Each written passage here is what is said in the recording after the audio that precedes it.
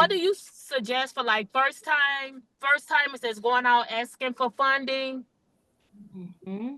Like, Yeah. what would you suggest would be like maybe the top three things that they should do? I understand we should have our numbers. We should know the budget as to what we're going to ask for. Getting started, how to get started with going out to reach out to these different people that has the funding or different funders. It's a good question, Regina. And I'm going to tee it up this way.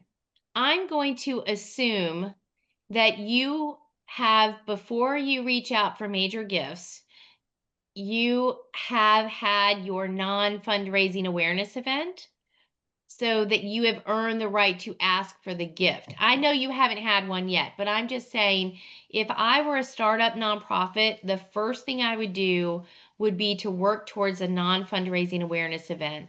I would get a couple of corporations, local companies. I would ask them for sponsorships to underwrite the cost of my luncheon and the cost of my invitations. Okay, so I understand you might be starting with $0.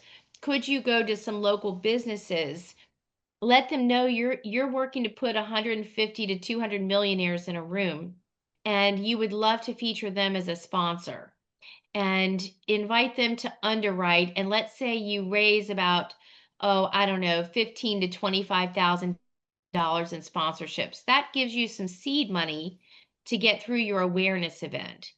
Now you're in a good position after the awareness event, because the ask was, when our team calls you in the coming weeks, will you take our call? And everyone says yes.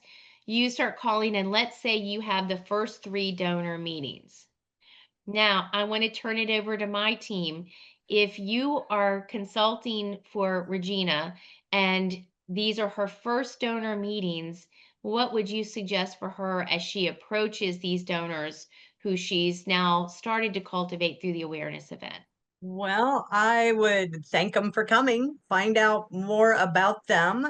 Maybe I'd start by finding out what they learned about our organization at the luncheon, if they have any connection to our mission, then the work that we're doing, and maybe what those connections might be, what's important to them around their involvement in the community and their goals for the community. So I would just really focus on better understanding more about them, and then try to create some alignment there with our mission, our work, and then move them into the ask of considering being a table host and kind of moving through that process there. I would do exactly what Jackie did. I would make sure that I had my case for support with me. When it came time to do that alignment, I'd whip out my case for support and I'd say, let me tell you a little bit about our organization and our current campaign. This is the kind of change that we want to make in the community here. And I would not read through it, but I would point to the different sections, especially the project case, and say, in terms of institutional case, this is where we are, this is the impact we had, and then turn the page and say, and this is what we want to do in the future, this is how much it's going to cost. Would you like to help us by being a table host?